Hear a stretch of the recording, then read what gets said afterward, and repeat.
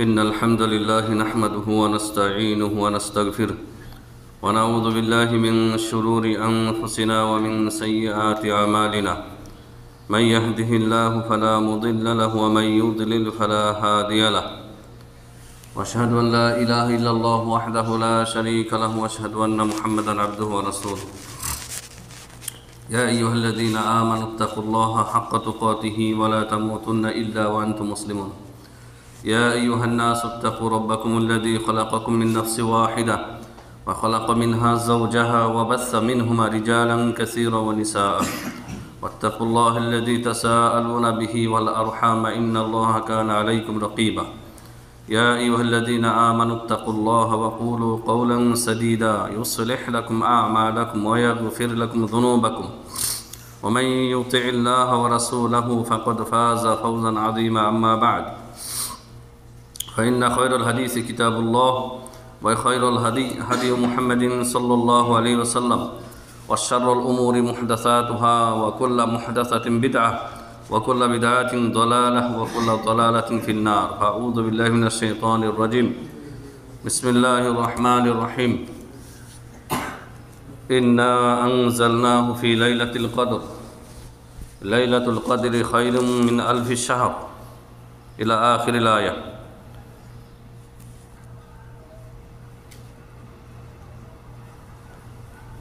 وروي عن عائشة رضي الله عنها في صحيح البخاري ومسلم كان النبي صلى الله عليه وسلم يوقظ عائشة بالليل إذا قضى تهجده وأراد أن يوتر আলহামদুলিল্লাহ যাবতীয় হামদ ও সানা সে আল্লাহ সুবহানাহু ওয়া তাআলার জন্য যে আল্লাহ সুবহানাহু ওয়া তাআলা আমাদেরকে রমজানের শেষ দশকে পৌঁছে দিয়েছেন। আলহামদুলিল্লাহ সালাত ও সালাম বর্ষিত হোক নবী মুহাম্মদ রাসূলুল্লাহ সাল্লাল্লাহু আলাইহি সাল্লামের উপর, যে রাসূলুল্লাহ সাল্লাল্লাহু আলাইহি সাল্লাম রমজানের শেষ দশকে ইবাদত বন্দেগী করেছেন বিশেষ পদ্ধতিতে। বিশেষ পদ্ধতি মানে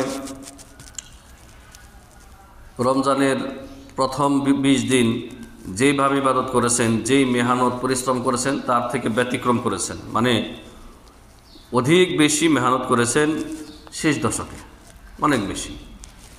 তার ধরন আমাদের আলোচনায় আসবে ইনশাআল্লাহ।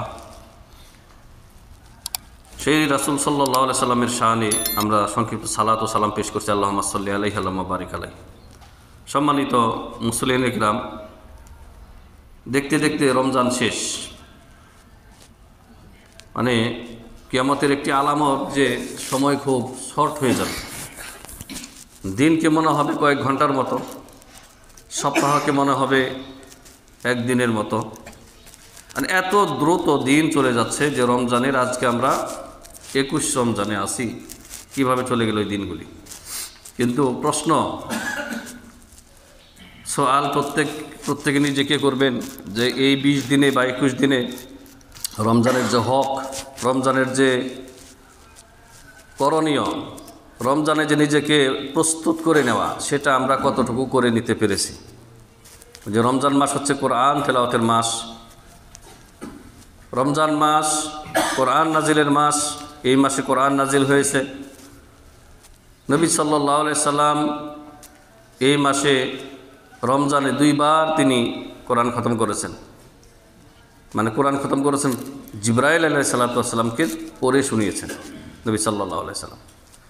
তো আমি আপনি কয়বার পড়েছি, কয় খতম দিয়েছি, আমার স্ত্রী, আপনার স্ত্রী, আপনার ছেলে মেয়ে কয় খতম দিয়েছে। আর খতম তো বলতে আমরা যেটা বুঝি যে কোরআন অর্থ বুঝি না, তার মুরাদ, তার কি তাফসির, তার কি উদ্দেশ্য, তার কি গরজ, তাও বুঝি না, শুধু শাব্দিক তেলাওয়াত। কিন্তু নবী সাল্লাল্লাহু আলাইহি সাল্লামের কোরআন তেলাওয়াত কখনোই এরকম ছিল না। নবী সাল্লাল্লাহু আলাইহি সাল্লাম কীভাবে তেলাওয়াত করতেন তাও আজকে আমরা আলোচনা করব, যে তিনি কোন ধারায়, কোন স্টাইলে তেলাওয়াত করতেন, তেলাওয়াতের মধ্যে তিনি কি করতেন। তো আজকে সার্বিক বিবেচনায় আমাদের আলোচ্য বিষয় হচ্ছে রমজানের শেষ দশকের আমল, নেক আমল। রমজানের শেষ দশকের নেক আমল। আল্লাহ রাব্বুল আলামিন সূরা কদর নাজিল করেছেন এবং কদরে আল্লাহ তাআলা স্পষ্ট জানিয়ে দিয়েছেন যে এই শেষ দশকের মধ্যে রমজান মাসে লাইলাতুল কদর রয়েছে। আল্লাহ তাআলা কোরআনে বলেছেন ইন্না আনজালনাহু ফি লাইলাতুল কদর, আমি কোরআনকে নাজিল করেছি লাইলাতুল কদর মানে কদর রাত্রিতে। আর কদর রাত্রি সম্পর্কে নবী সাল্লাল্লাহু আলাইহি ওয়াসাল্লাম ইরশাদ করেছেন বহু হাদিসে, একাধিক হাদিসে, তাহাররাউ লাইলাতুল কদরে ফি বিদরি আওয়াশিরিন ফি আশরিল আওয়াখির ফি রমাদান, তোমরা রমজানের শেষ দশকে লাইলাতুল কদর অনুসন্ধান করো। অনুসন্ধান করার অর্থ কি? তাহাররাউ মানে এই শেষ দশকে তোমরা রাত্রি জাগরণ করে ইবাদত বন্দেগী করো। গতকাল গিয়েছে প্রথম বেজুর রাত্রি, বেজুর রাত্রি দিয়ে শুরু হয়েছে আলহামদুলিল্লাহ 20-21। তো এই যে বেজুর রাত্রি গিয়েছে, আমি আপনি কি আমল করলাম? সারা রাত জেগে থাকতেন নবী সাল্লাল্লাহু আলাইহি ওয়াসাল্লাম। সারা রাত জেগে কোরআন তেলাওয়াত করতেন, সালাত আদায় করতেন, কিয়াম করতেন, দোয়া করতেন। আর এই শেষ দশকে বিশেষ একটি দোয়া রয়েছে যা আম্মাজান আয়েশা রাদিয়াল্লাহু তাআলা আনহা নবী সাল্লাল্লাহু আলাইহি ওয়াসাল্লামকে যখন জিজ্ঞাসা করলেন যে আমি যখন এই 10 দিন পাবো তো আমি কি দোয়া করব আল্লাহর কাছে বা কেমন দোয়া করব, নবী সাল্লাল্লাহু আলাইহি ওয়াসাল্লাম সেই দোয়াটি শিক্ষা দিয়েছেন। আমাদের অনেকেই জানেন না, আমাদের মধ্যে অনেকেই এই দোয়ার খোঁজখবর রাখেন, অথচ দোয়াটা ছোট্ট, একেবারে এক লাইনের দোয়া। হাজিরিন, আল্লাহ সুবহানাহু ওয়া তাআলা এই যে আমাদেরকে নিয়ামত দিয়েছেন, নিয়ামতের যদি কদর না করি, নিয়ামত বলতে আমরা তো শুধু বুঝি যে কষ্টে আছিলেন এক সময়, খেতে পেতেন না ভালো মতো, সুখ স্বাচ্ছন্দ্যের জীবন থেকে বঞ্চিত ছিলেন, ভাতে কাপড়ে কষ্ট করতেন, ঘরের কষ্ট ছিল, এখন এগুলি পেয়েছেন, এখন মনে করেন যে আল্লাহ নিয়ামত দিয়েছে। আপনার তাসাউর, আপনার চিন্তা ভাবনাটা একেবারে সীমিত।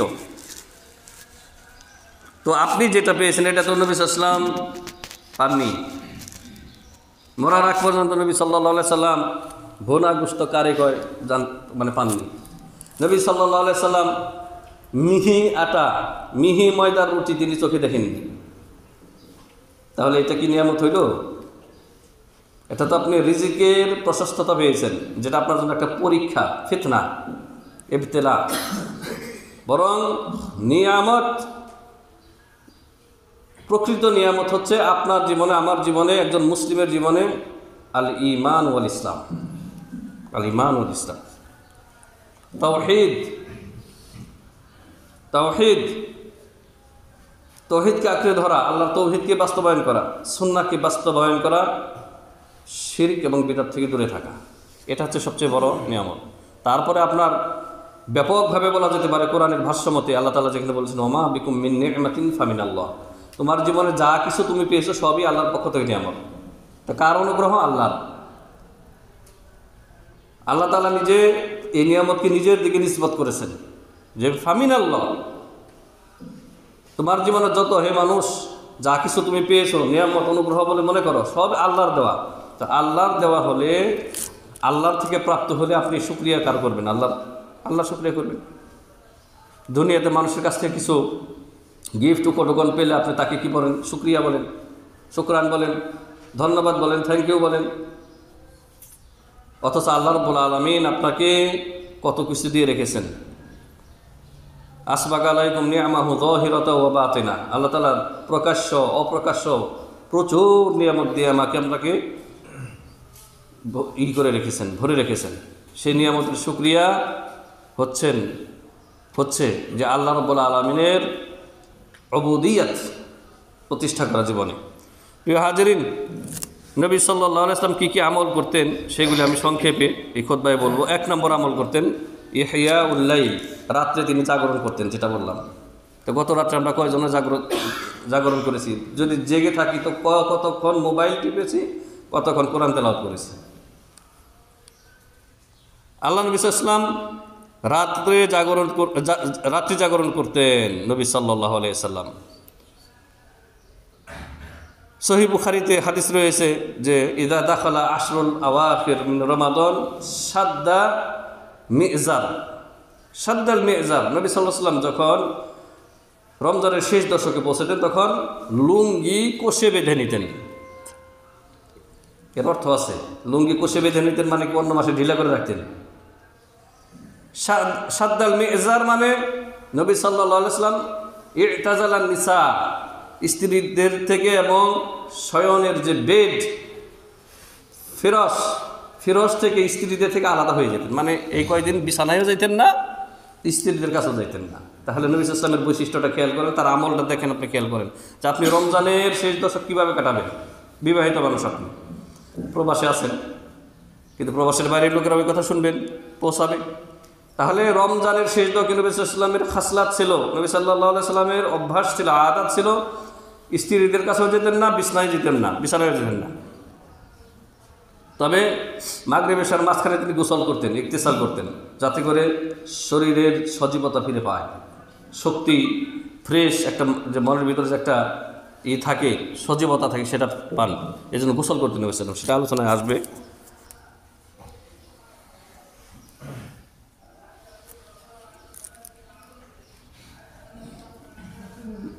সহিহ মুসলিমে মা আয়েশা রাদিয়াল্লাহু তাআলা আনহা থেকে বর্ণিত একটি riwayat রয়েছে।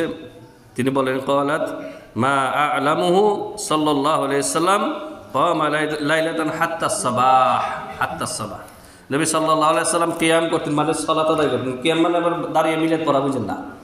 উপমহাদেশের মানুষ কিয়াম মানেই তো মনে করে যে মিলাদ, দাঁড়িয়ে মিলাদ পড়া।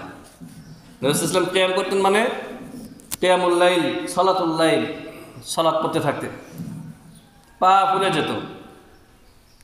কারণ এই মাস হচ্ছে তাদরিবের মাস, ট্রেনিংয়ের মাস।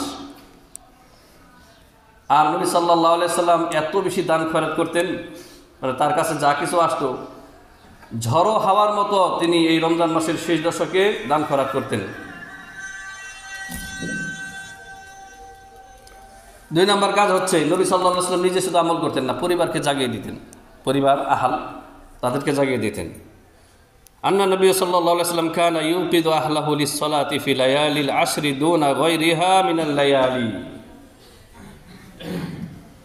এই মাসের, রমজান মাসের শেষ দশকে নবী সাল্লাল্লাহু আলাইহি ওয়াসাল্লাম ফ্যামিলি, পরিবার, আয়েশা, অন্যান্য স্ত্রীগণ, ফাতেমা নবী সাল্লাল্লাহু আলাইহি ওয়াসাল্লামের কন্যা, সবাইকে জাগিয়ে দিতেন, ওঠো ওঠো ওঠো ওঠো ওঠো, সালাত আদায় করো। আপনি জাগিয়ে দিয়েছেন কতকাল?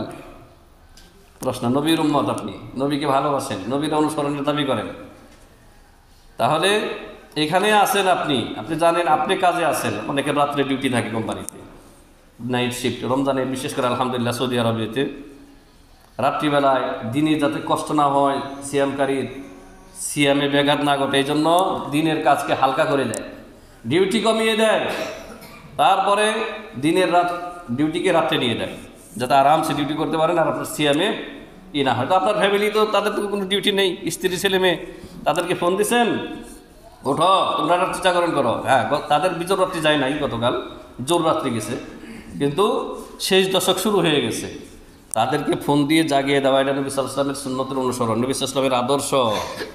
জি,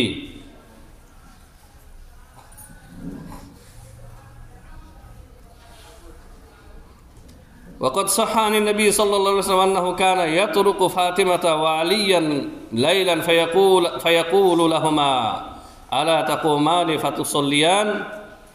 বুখারী মুসলিমে রয়েছে, নবী সাল্লাল্লাহু আলাইহি ওয়াসাল্লাম ফাতিমার ঘরে গিয়ে ঠক ঠক করে দরজা দিতেন। ফাতিমা এবং আলীকে, নবী সাল্লাল্লাহু আলাইহি ওয়াসাল্লামের জামাতা, মেয়ের জামাই, বলতেন যে আলা তাকুমান, তোমরা এখনো উঠো নাই, ফাতুসল্লিয়ান, এবং সালাত পড়ছো না। অথচ নবী সাল্লাল্লাহু আলাইহি ওয়াসাল্লাম একজন মুজাহিদ ছিলেন যুদ্ধের ময়দানে, তাই না? যেখানে যেই সময় যেটা প্রয়োজন নবী সাল্লাল্লাহু আলাইহি ওয়াসাল্লাম সেখানে পারফেক্ট। যুদ্ধের ময়দানে সবার আগে তিনি। মনে করি না শুধু মোল্লার দূর মসজিদ পর্যন্ত, মানে ইসলাম মানে শুধুমাত্র মসজিদে বসে বসে ইবাদত করো না।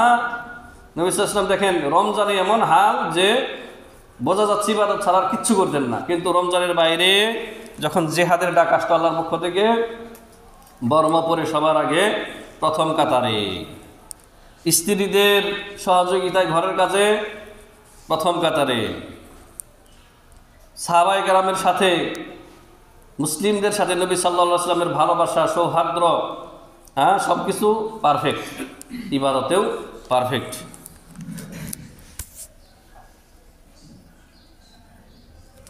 ওমর ইবনুল খাত্তাব রাদিয়াল্লাহু তাআলা আনহু খলিফাতুল মুসলিমিন, দ্বিতীয় খলিফা, খালেফায়ে রাশেদ ওমর ইবনুল খাত্তাব, তিনি তার একটা আমল বলছি আপনাদেরকে। তিনি রাত্রিবেলায় ইউসল্লি মিনাল লাইলি মা শা আল্লাহ আন ইউসল্লিয়া হাত্তা ইযা কানা নিসফুল লাইলি আইকাদা আহলাহু লিস-সালাহ। ওমর ইবনুল খাত্তাব সারা রাত দাঁড়িয়ে কিয়াম করতেন। যখন অর্ধরাত্রি হতো, এই রমজানের রাত্রিগুলিতে অর্ধরাত্রি মানে মাঝরাত্রি, তখন তিনি কি করতেন? পরিবারকে জাগিয়ে দিতেন। ওমর রাদিয়াল্লাহু আনহু তার নিজের পরিবারকে, স্ত্রী, ছেলে মেয়ে। ওমর রাদিয়াল্লাহু আনহু ছেলের নাম কি? আব্দুল্লাহ। আর তিনি বলতেন আসসালাতু আসসালাতু, তোমরা সলাত পড়ো, সলাতের জন্য দাঁড়িয়ে যাও। তিনি এই আয়াত তেলাওয়াত করতেন, ওয়া'মুর আহলাকা বিস-সালাতি ওয়াসতাবির আলাইহা। সূরা তাহার 132 নম্বর আয়াত ওমর রাদিয়াল্লাহু আনহু তেলাওয়াত করতেন তাদেরকে শুনিয়ে, যে আল্লাহ তাআলা আমাদেরকে নির্দেশ দিয়েছেন ওয়া'মুর আহলাকা বিস-সালাতি, প্রত্যেক অভিভাবক, প্রত্যেক পরিবারের যিনি গার্জিয়ান, ওলি, তার জন্য ওয়াজিব হচ্ছে তার পরিবারকে সালাতের আদেশ করবে। আপনার ছেলে মেয়েকে, স্ত্রীকে সালাতের আদেশ করবেন, মানে তাদেরকে সালাত পড়তে বাধ্য করবেন। আপনি সালাত পড়েন না মানে, ছেলে সালাত পড়ে না, বলে যে হুজুর এখন তার কথা শুনে না, বড় হয়ে গেছে, এখন আর কি, এখন তো আর জোর করতে পারি না। মানে আপনি ঢিল দিয়ে দিয়েছেন তাদেরকে ছোটোবেলায়, যেটা তারবিয়াতের সময়, সালাতের প্রশিক্ষণের সময়, সেই সময় আপনি তাদেরকে সালাত শিখান নাই, আপনার স্ত্রী সালাত শিখায় নাই, নামাজ পড়া শেখায় নাই ছেলে মেয়েদেরকে, সাবালক ছেলেকে মসজিদে পাঠায় নাই, আপনি না, আপনার বাবা তো আছে, মানে ছেলের দাদা তো আছে। অধিকাংশ নাতিগুলি যাদের বাবারা বিদেশে থাকে, প্রবাসে থাকে, তাদের দাদারা রয়েছে। দাদা মাশাআল্লাহ খুব ভালো মুসল্লি, তসবিহ দ্বারা টিপতে টিপতে মসজিদে চলে যায়, কিন্তু এদিকে যে নাতির প্রতি যে তার দায়িত্ব রয়েছে, নাতি তো নিজের ছেলের মতো, নাতিও ছেলে শরীয়তের পরিভাষায়। তো একে যে মসজিদে নিয়ে যেতে হবে, তার নিজের ছেলে উপস্থিত নাই প্রবাসে, না, এদিকে খবর নাই। অনুরূপভাবে এই অভিভাবকদের আরও যে দুর্বলতা, পরিবারে পর্দা প্রতিষ্ঠা এরা করে না, বরং অধিকাংশ ক্ষেত্রে এই নামাজি মুসল্লি, এই মুরব্বী পর্দার বিরোধিতা করে। আপনি শরীয়তি পর্দা করিয়ে দেখেন আপনার স্ত্রীকে, আপনার সাবালিকা মেয়েকে, দেখবেন যে এই বুড়াটা আগে বাধা দেবে। এই জন্য আমরা মাঝে মধ্যে বলি যে বাপের ভিটার মধ্যে কখনো নিজের টাকা খরচ করে ঘর দিবেন না। কথা ক্লিয়ার? আলাদা জায়গা কিনে আলাদা নিজের মতো করে ঘর দিবেন, বাড়ি বানাবেন, নিজের মতো নিজের স্ত্রী বেটিদেরকে পর্দা করাবেন, কেউ কোনো কথা বলারই থাকবে না। আর বাপ মাও কথা বলতে পারবে না, কেউ কথা বলতে পারবে না। যখনই বাপের ভিটায় ঘর দিবেন আর পর্দা করবেন, পর্দার জন্য বেড়া দিবেন, বিভিন্ন কিছু করবেন, তখন বাধা আসবে যে আমার বাড়ি থেকে বের হয়ে যা, এভাবে আমার বাড়িতে থাকতে হলে আমরা যুগ যুগ ধরে যেভাবে চলে আসছি এইভাবে চলতে হবে। বুদ্ধিমানের কাজ হচ্ছে, যেই বাপ মা ভালো বুঝে যে না, আমার ছেলে যেটা করতেছে সেটা তো দিন পালন করতেছে। আজকে যে পারিবারিক যে অশ্লীলতা, পারিবারিক যে জেনা ব্যভিচারগুলি হচ্ছে, দেবর ভাসুরের মধ্যে, দেবর ভাবির মধ্যে, আপনার খালাতো ভাই, মামাতো ভাই, ফুফাতো ভাই, পড়শি, চাচতো ভাই, এদের সাথে যে ভাবিদের যে অশ্লীলতা হচ্ছে, জেনা ব্যভিচারের মূল কারণ হচ্ছে বেপরদা। আর আপনি মসজিদে গিয়ে আল্লাহ আল্লাহ তসবিহ টিপে কামাইব? এই জেনা ব্যভিচারের জন্য অধিকাংশ দায়ী হচ্ছে এই মুরব্বীরা। আপনার নতুন বউ যদি আপনার ভগ্নিপতিদেরকে বেপরদা হয়ে সামনাসামনি বসে যদি ভাত বেড়ে না দেয়, মেহমানদারি না করে, তাহলে আপনার বউর বাড়িতে থাকা দায়। আপনার সাবালক ভাই যেগুলি যুবক, তাদেরকে সামনে বসিয়ে না খাওয়াইলে আপনার স্ত্রীর বাড়িতে থাকা মুশকিল। এই জন্য এই কথাগুলি অত্যন্ত গুরুত্বপূর্ণ। যে বুড়িগুলি অধিকাংশ বুঝে না, বোঝার চেষ্টা করে না। এরা বাপদাদার দোহাই দিয়ে, পূর্বপুরুষের দোহাই দিয়ে জাহেলিয়াত কায়েম করতে চায়, শরীয়তি পর্দার বিরোধিতা করে এরা। আর আরও যে কত রকমের জুলুম হয় সেগুলি তো বলার অপেক্ষা রাখে না। আপনার টাকা দিয়ে জায়গা জমি রাখবে তার নিজের নামে, আর আপনি 20 বছর পরে দেশে গিয়ে দেখবেন কিছুই নেই আপনার জন্য। আর আপনি যা কিছু আপনার টাকা দিয়ে যা কিছু রেখেছে, মুরব্বীর সব বাকি ছেলেমেয়েরা মালিক হয়ে গেছে। এই জুলুম 90% অভিভাবকরা আমাদের দেশে করে থাকে, 90%। কত ভাইয়েরা আইসা আইসা অভিযোগ করে যে আমি এখন কি করবো। আরে বেকুব, তুমি সব টাকা, তোমার উপার্জিত সম্পদের মালিক তুমি নিজে। বাপ মায়ের জন্য ততটুকুই দিবা যতটুকু তাদের খাদ্য, বস্ত্র, বাসস্থান, চিকিৎসার জন্য লাগে। আর সব টাকা তাদের হাতে তুলে দিচ্ছ কেন? তোমার টাকার মালিক তুমি। এরকম কত ঘটনা হাদিসওয়ালা হারাজ, কোনো বলে শেষ করা যাবে না। প্রিয় হাজিরিন, পরিবারকে জাগিয়ে দিতে হবে, পরিবারকে নামাজি বানাতে হবে।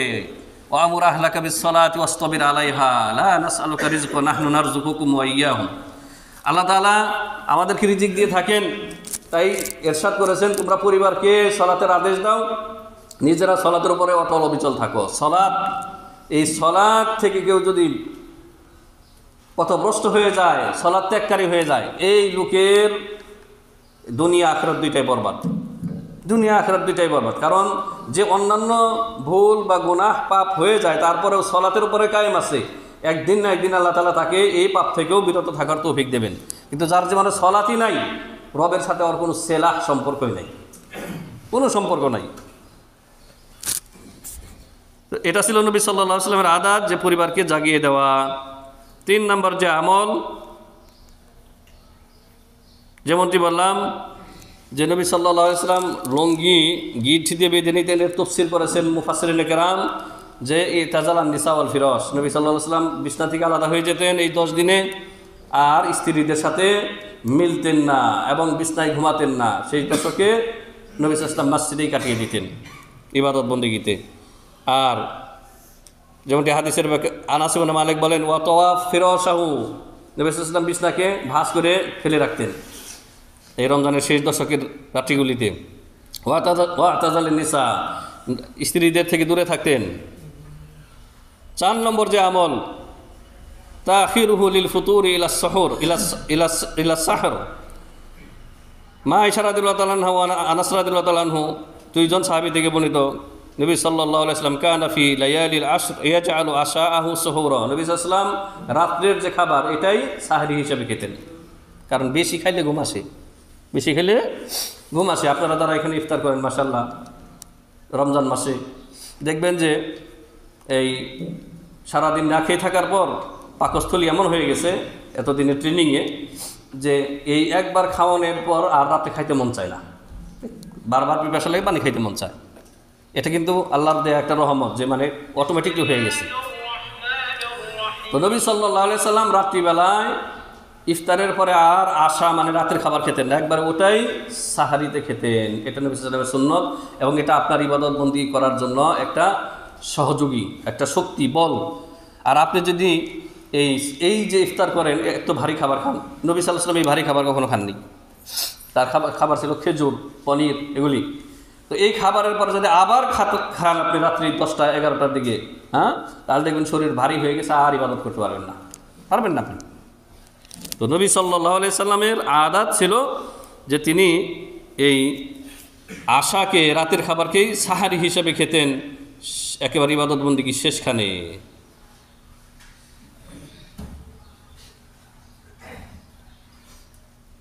স্বয়ং আয়েশা রাদিয়াল্লাহু তাআলা আনহা উম্মুল মুমিনিন তিনি বলতেছেন, কানা রাসূলুল্লাহ সাল্লাল্লাহু আলাইহি ওয়াসাল্লাম ইযা কানা রমাদান কামা ওয়া নামা, নবী সাল্লাল্লাহু আলাইহি ওয়াসাল্লাম রমজানের মধ্যে তিনি কিছুটা ঘুমাইতেন, আবার অধিকাংশ সময় কিয়াম করতেন। ফাইদা দাখালাল আশরু, মানে 20 দিন, প্রথম 20 দিনের কথা বলছেন।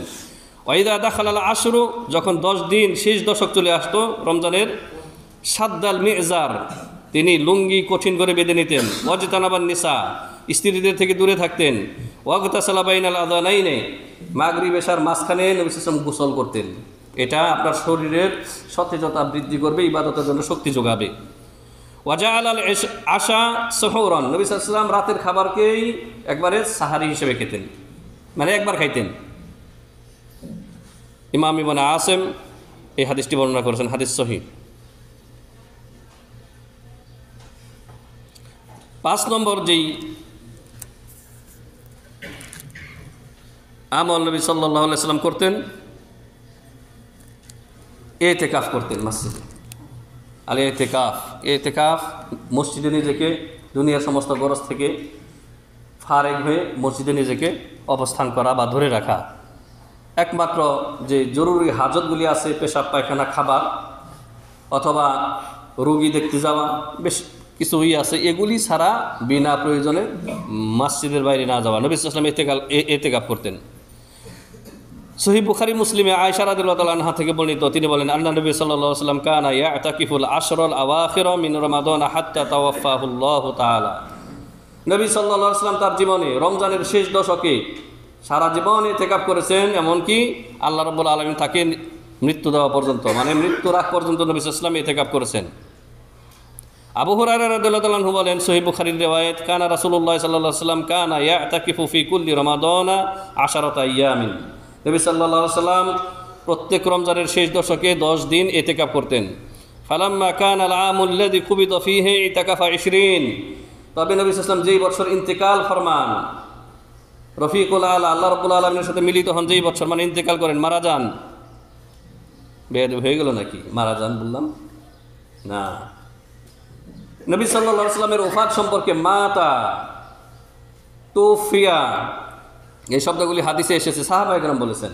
কিন্তু আমাদের দেশের আকীদা থেকে, সহিহ আকীদা থেকে মাহরুম এক অবাঞ্ছিত দল রয়েছে, মাজার পূজারী। তারা মনে করে যে নবী সাল্লাল্লাহু আলাইহি ওয়াসাল্লামের শানে মাতা, মরে গেছেন, মৃত্যুবরণ করেছেন বলাটা হচ্ছে বেয়াদবি। নাউযুবিল্লাহ। হাদিসে আসছে, সাহাবায়ে কেরাম বলছেন যে মাতা রাসূলুল্লাহ সাল্লাল্লাহু আলাইহি ওয়াসাল্লাম, নবী সাল্লাল্লাহু আলাইহি ওয়াসাল্লাম মারা গেছেন। যেই মৃত্যু প্রত্যেক আদম সন্তানের জন্য আল্লাহ নির্ধারিত করেছেন, সেই মৃত্যু নবীজির হয়ে গেছে। তবে বারজাখী জীবনে তিনি সর্বোচ্চ উৎকৃষ্ট মাকামে তিনি আছেন, এতে কোনো সন্দেহ নেই। কিন্তু মৃত্যু তারও হয়েছে। আল্লাহ তাআলা বলছেন, ইন্নাকা মাইয়িতুন ওয়া ইন্নাহুম মাইয়িতুন, নবী আপনিও মরবেন আর তারাও মরবে। তা আল্লাহ কোরআনে বলছেন, সাহাবায়ে কেরাম বলছেন, তো আপনি বললে সমস্যা কি? বলতে হবে, এটাই সমস্যা না, শুধু বলতে হবে এটাই আপনাকে। তো নবী সাল্লাল্লাহু আলাইহি সাল্লাম যেই বছর মৃত্যুবরণ করেছেন, সেই বছর 20 দিন ইতিকাফ করেছেন রমজানে। কয়দিন? 20 দিন। আল্লাহু আকবার। এবং নবী সাল্লাল্লাহু আলাইহি সাল্লাম লাইলাতুল কদর অনুসন্ধানের জন্যই এই রাত্রি জাগরণ করেছেন, এতে কোনো সন্দেহ নেই। নবী সাল্লাল্লাহু আলাইহি সাল্লামের কেরাতের ধরন কেমন ছিল? কোরআন তেলাওয়াত যে করতেন, আমি শুরুর দিকে বলেছি যে নবী সাল্লাল্লাহু আলাইহি সাল্লাম কেরাত করতেন, শুধু পড়ে যেতেন কোরআনুল কারীম, এরকম না। শুনুন নবী সাল্লাল্লাহু আলাইহি সাল্লাম কীভাবে তেলাওয়াত করতেন। ওয়া কানা নবী সাল্লাল্লাহু আলাইহি সাল্লাম ইয়াতাহাজ্জাদু ফি লায়ালি রমাদান। নবী সাল্লাল্লাহু আলাইহি সাল্লাম রমজানের রাত্রিগুলিতে তিনি তাহাজ্জুদের সালাত আদায় করতেন। যে নামাজ তাহাজ্জুদ, ওটাই হচ্ছে সালাতুল লাইল, ওটাই হচ্ছে সালাতুল কিয়াম, একই নামাজের বিভিন্ন নাম। ওয়া ইয়াকরাউ কিরাআতান মুরাত্তালাতান। নবী সাল্লাল্লাহু আলাইহি সাল্লাম তার তিলের সাথে তেলাওয়াত করতেন, মানে তাড়াহুড়া করে তেলাওয়াত করতেন না।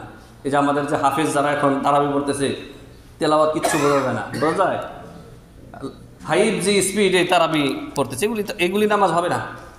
সাবধান, এই কোরআন খতমের নামে, খতম তারাবির নামে এই তেলাওয়াতওয়ালা নামাজ আল্লাহ ছুঁড়ে ফেলে দেবেন, বিশ্বাস করেন। নবী সাল্লাল্লাহু আলাইহি ওয়াসাল্লাম কানা ইয়াকরাউ তিলাওয়াতান মুরাত্তালাতান লা ইয়ামুরু বিআয়াতিন ফিহা রাহমাতান ইল্লা সাআলা। নবী সাল্লাল্লাহু আলাইহি ওয়াসাল্লাম যখনই কোনো রহমতের আয়াত তেলাওয়াত করতেন, যেখানে রহমতের কথা আছে, যে আয়াতে, আল্লাহ নবী সাল্লাল্লাহু আলাইহি ওয়াসাল্লাম থেমে যেতেন, থেমে আল্লাহর কাছে সাআলা, রহমত চাইতেন, রহমত চাইতেন। মানে প্রতি আয়াতে যেই নির্দেশনা আছে, সেই নির্দেশনার উপরে নবী সাল্লাল্লাহু আলাইহি ওয়াসাল্লাম আমল করতেন, থেমে যেতেন। তারপরে নবী সাল্লাল্লাহু আলাইহি ওয়াসাল্লাম ওয়ালা বিআয়াতিন ফিহা আযাবুন ইল্লা তাআওয়াদা, যে আয়াতে আযাবের কথা আছে, জাহান্নামের শাস্তির কথা আছে, সেখানে নবী সাল্লাল্লাহু আলাইহি ওয়াসাল্লাম থেমে যেতেন, তাআওয়াদা, আল্লাহর কাছে আশ্রয় চাইতেন। আল্লাহ, জাহান্নামের শাস্তি থেকে তোমার কাছে পানা চাই, আশ্রয় চাই। দেখছেন কোরআন তেলাওয়াত, তাহলে আপনি অর্থ বুঝবেন, আল্লাহ তাআলা কি বলেছেন, কি বলেছেন আপনাকে, কিসের সুসংবাদ দিয়েছেন, আবার কি থেকে দুঃসংবাদ দিয়েছেন, ভীতি প্রদর্শন করেছেন, সেই জায়গাগুলিতে থেমে থেমে আপনি সেটা আল্লাহর কাছে চাইবেন। এটা হচ্ছে নবী সাল্লাল্লাহু আলাইহি সাল্লামের কোরআন তেলাওয়াতের আদর্শ বা সুন্নত বা তরিকা। ফায়াজমাউ বাইনাস সালাতি ওয়াল কিরাআতি ওয়াদ দুআই ওয়াত তাফকিরি ওয়া হাযা আফদালুল আমাল ওয়া আকমালুহা ফি লায়ালিল আশরি ওয়া গায়রিহা। এটা হচ্ছে শেষ দশকের একটা আফদাল, শ্রেষ্ঠ আমল, যে আপনি আপনার কোরআন তেলাওয়াত এবং আমল, দোয়া এবং তাফাক্কুর, তাদাব্বুর, চিন্তা, গবেষণা সবগুলি আপনি মিলাবেন, একত্র করবেন। আমাদের জীবনে পরিবর্তন হয় না কেন? আমার আলোচনা শেষ। আমরা কোরআন পড়ি, কিন্তু সেই কোরআনে বলা যা কিছু আদেশ করা হচ্ছে, যা কিছু নিষেধ করা হচ্ছে, কিছু বুঝলাম না, আর কোরআন তেলাওয়াত শেষ করে ওঠার পরে আবার কোরআনের যেটা নিষেধ করা হয়েছে ওই নিষেধকৃত কাজটি করলাম, হারাম কাজটি গিয়ে করলাম। কোরআনে যেটি আদেশ করা হয়েছে এটি করো, আর আমরা বাইরে গিয়ে সেটি করলাম না। কারণ কি? কারণ হচ্ছে কোরআন শুধু মন্ত্রের মতো বলেছি। কি মন্ত্র? আমাদের ছেলে মেয়েদেরকেও যে কোরআন শিখাই, মেয়েদেরকে বিয়ে দিতে হবে সামনে, বরপক্ষ দেখতে আসবে, পাত্রপক্ষ কোরআন তেলাওয়াত করতে বলবে, কোরআন না জানলে তো ভালো ছেলে বিয়ে করতে আসবে না। এই জন্য আমরা মেয়েদেরকে কোরআন শিখাই। কিন্তু এই মেয়ে সারা বছর কোরআন পড়ছে কিনা এবং সে কোরআন বোঝে কিনা, তার বোঝার জন্য ভালো শিক্ষক, ভালো কারি, ভালো আলেমা রেখে দিতে হবে, পড়াতে হবে, এই চিন্তা ফিকির আমাদের নাই। এই জন্য আমাদের জীবনে পরিবর্তন নাই। নবী সাল্লাল্লাহু আলাইহি ওয়াসাল্লাম কোরআন পড়তেন, প্রতিটা জায়গায় থেমে রহমত চাইতেন, যেটা রহমতের বিষয়। আর যেখানে আযাবের সংবাদ এসেছে সেই আযাব থেকে আল্লাহর কাছে আশ্রয় চাইতেন। আর আমরা কোরআন তেলাওয়াত অধিকাংশই জানি না, পড়ি না, আবার জাওবান করি, শাব্দিক তেলাওয়াত কি পড়তেছি নিজেও বুঝি না। তো আমাদের জীবনে পরিবর্তন আসবে কিভাবে? আল্লাহ রাব্বুল আলামিনের এই সর্বশেষ আয়াত দিয়ে আমি আমার খুতবা শেষ করছি। আল্লাহ তাআলা বলেছেন, ইন্নাল্লাহা লা ইউগাইয়িরু মা বিকাউমিন হাত্তা ইউগাইয়িরু মা বিআনফুসিহিম। আল্লাহ রাব্বুল আলামিন কোন জাতির ভাগ্য পরিবর্তন ততক্ষণ পর্যন্ত করেন না যতক্ষণ পর্যন্ত ওই জাতি নিজে সচেষ্ট না হয় পরিবর্তন করার। তাহলে আপনার জন্য জান্নাত আল্লাহ রাব্বুল আলামিন খালি দুনিয়ার তাফসীর করেন, দুনিয়াটা পরে রাখেন। জান্নাত আপনার জন্য আল্লাহ তাআলা প্রস্তুত করে রেখেছেন, জান্নাত। আর জান্নাতে যাওয়ার আমলগুলি বলে দিয়েছেন আল্লাহ তাআলা কোরআনে। নবী সাল্লাল্লাহু আলাইহি ওয়াসাল্লাম হাদিসে বলে দিয়েছেন জান্নাতে যাওয়ার আমল। সে কিছুই আপনি করলেন না। জাহান্নাম প্রস্তুত করে রেখেছেন অবাধ্যদের জন্য, আসিদের জন্য, যারা মাআসিতে গুনাহতে কাবিরা গুনাহে যারা পতিত হবে, শিরক কুফরি করলে স্থায়ীভাবে জাহান্নামে থাকতে হবে। কিন্তু আপনি সেগুলি থেকে বেঁচে থাকলেন না। তারা মানে আপনি নিজের ভাগ্য পরিবর্তনের চেষ্টা করলেন না। আপনাকে আল্লাহ জান্নাতে দেবেন? আল্লাহ আপনাকে জাহান্নাম থেকে মুক্তি দেবেন? পশ্চিম কালেও না। জান্নাতে যাওয়ার 1 নম্বর সাবাব হচ্ছে শিরিক মুক্ত হয়ে আল্লাহর ইবাদত করা, 5 ওয়াক্ত সালাত কায়েম করা, রমজানে না শুধু রমজানের বাইরেও। যেই গুরুত্ব নিয়ে, যে ইহতিমাম নিয়ে রমজানে আপনি 5 ওয়াক্ত সালাত আদায় করেন, সেম ইহতিমাম গুরুত্বের সাথে আপনি রমজানের বাইরে 5 ওয়াক্ত সালাত আদায় করতে হবে। কোরআন তেলাওয়াত সারা মাসে শুধু রমজানে করলে হবে না, রমজানের বাইরেও করতে হবে। সারাটা জীবন আপনাকে আল্লাহ তাআলা বলেছেন ওয়াসতাবির আলাইহা, নিজে সালাত আদায় করো, আল্লাহর ইবাদতে নিজেকে অটল অবিচল রাখো। ফাস্তাকিম কামা উমির, তুমি সিরাতে মুস্তাকিমের উপরে অটল অবিচল থাকো, যেমনিভাবে আল্লাহ তাআলা তোমাদেরকে আদেশ দিয়েছেন। তো আল্লাহ রাব্বুল আলামিন আমাদের দুনিয়ার ক্ষেত্রেও আমরা ভাগ্য পরিবর্তনের চেষ্টা করলে তবে আল্লাহ তাআলা আমাদের ভাগ্য পরিবর্তন করে দেবেন। ওয়াইদা আরাদাল্লাহু বিকওমিন সুআন ফালা মারাদ্দা লাহু। আর আল্লাহ রাব্বুল আলামিন কোনো জাতির জন্য যদি অনিষ্ট চান, তাদেরকে ধ্বংস করতে চান, আযাব গজব দিয়ে হালাক করতে চান, ফালা মারাদ্দা লাহু, সেটা ফিরানোর ক্ষমতা কারো নাই। হ্যাঁ, কথা বলেন না? কত সময় কথা বলতে এটা জানেন না? তো আল্লাহ সুবহানাহু ওয়া তাআলা কেন আমাদেরকে হালাক করবেন? হালাক করার কারণ আছে। আল্লাহ তাআলা বলছেন ফাকুল্লুন আখাযনা বিযামবি, প্রত্যেক অবাধ্যকে আমি পাকড়াও করে থাকি তার পাপের কারণে, গুনার কারণে। গুনাহ থেকে বেঁচে থাকেন, পাপ থেকে বেঁচে থাকেন। ফরজ ওয়াজিবাত ছেড়ে দেওয়াটাও কিন্তু পাপ। আল্লাহ যেগুলি ফরজ করেছেন এগুলি ছেড়ে দেওয়াও পাপ। আর আল্লাহ যেগুলি হারাম করেছেন সেই হারাম কাজে পতিত হওয়াও পাপ। তাহলে পাপ 2 ধরনের হয়। পাপ থেকে বেঁচে থাকেন, আল্লাহ রাব্বুল আলামিন হালাক করবেন না। আল্লাহ রাব্বুল আলামিন আমাদেরকে এই রমজানের শেষ দশকে রাত্রিতে সিয়াম, দিনের বেলায় সিয়াম, রাত্রিতে কিয়াম এবং কোরআন তেলাওয়াত, তাদাব্বুর, তাফাক্কুরের সাথে করার তৌফিক দান করেন। আল্লাহ রাব্বুল আলামিন লাইলাতুল কদর যা খায়রুম মিন আলফি শাহর, 1000 মাসের চাইতে উত্তম লাইলাতুল কদর, সেই লাইলাতুল কদর যেন আমাদের নসিবে আল্লাহ রাব্বুল আলামিন পৌঁছে দেন। আল্লাহ তাআলা আমাদেরকে হাসিল করার তৌফিক দেন। আল্লাহুম্মা আমিন। বারাকাল্লাহু লানা ওয়া লাকুম ফিল কুরআনিল আযীম ওয়া নাফা'নি ওয়া ইয়্যাকুম বিল আয়াতি ওয়াজ যিকরিল হাকীম। আকুলু কওলি হাযা আস্তাগফিরুল্লাহাল আযীম ওয়া লাকুম ওয়া লিসাইরিল মুসলিমিন ফাস্তাগফিরুহু ইন্নাহু হুয়াল গফুরুর রহিম। আলহামদুলিল্লাহি ওয়াহদাহু ওয়াসসালাতু ওয়াসসালামু আলা মান লা নাবিয়্যা বা'দা ওয়া আলা আলিহি ওয়া সাহবিহি আজমাইন। প্রিয় হাজিরিন, তো একটি দোয়ার কথা বলেছিলাম।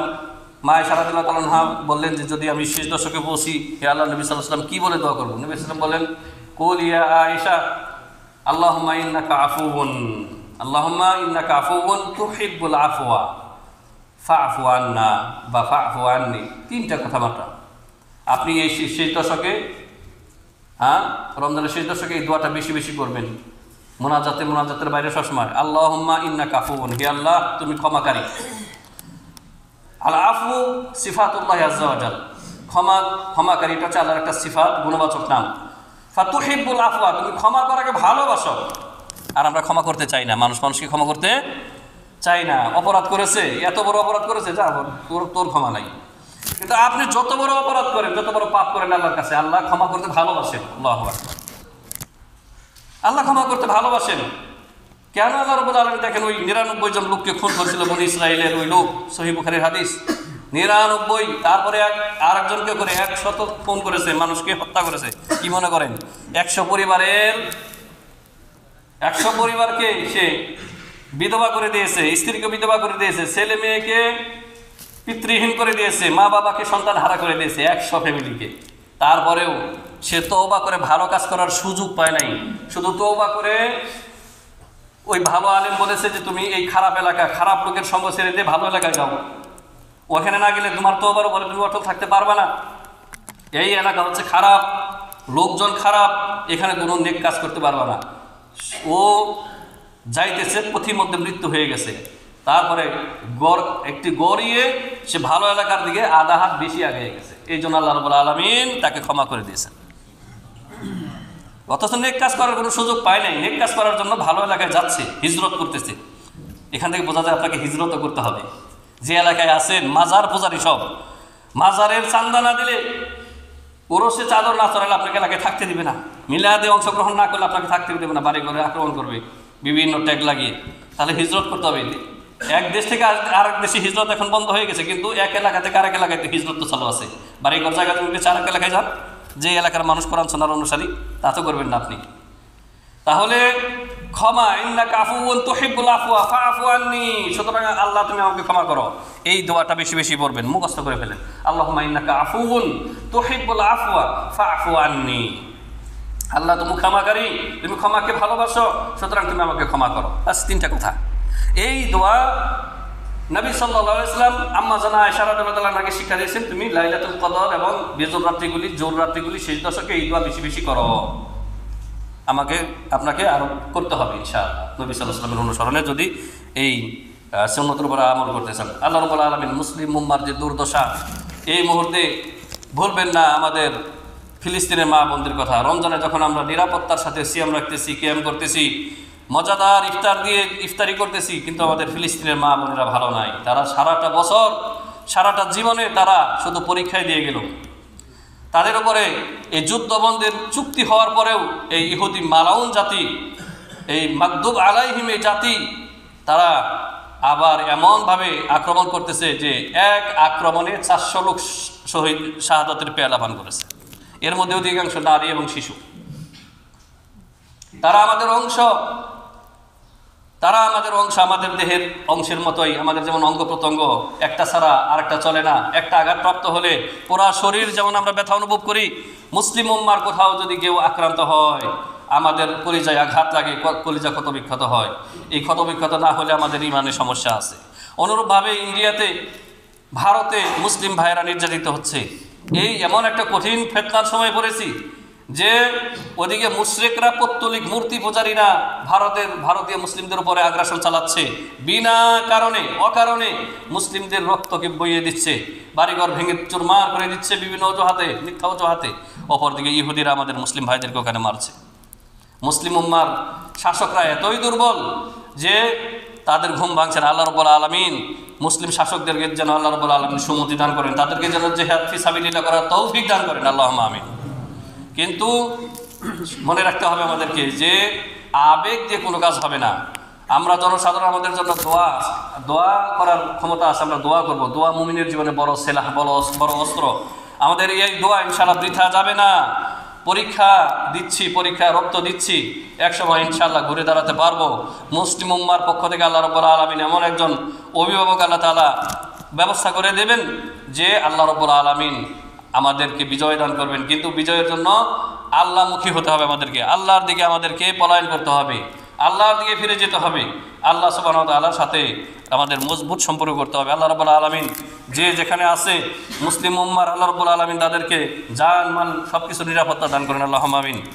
ربنا آتنا في الدنيا حسنة وفي الآخرة حسنة وقنا عذاب النار ربنا لا تزغ قلوبنا بعد إذ هديتنا وهب لنا من لدنك رحمة إنك أنت الوهاب اللهم أعز الإسلام والمسلمين اللهم أعز الإسلام والمسلمين وأذل الشرك والمشركين ودمر أعداءك أعداء الدين من اليهود والنصارى والملحدين والمشركين والرافضين يا رب العالمين اللهم انصر الإخواننا الذين مستضعفين في الأرض اللهم انصرهم في فلسطين اللهم انصرهم في الهند اللهم انصرهم في أرض الشام يا رب العالمين اللهم حرر مسجد الأقصى من اليهود الغاصبين الظالمين يا رب العالمين اللهم انصر مجاهدين في سبيلك في كل مكان اللهم انصرهم نصرا مؤزرا اللهم أيدهم تأييد من عندك يا أكرم الأكرمين اللهم أصلح شباب المسلمين اللهم أصلح شباب المسلمين اللهم أصلح بنات المسلمين يا رب العالمين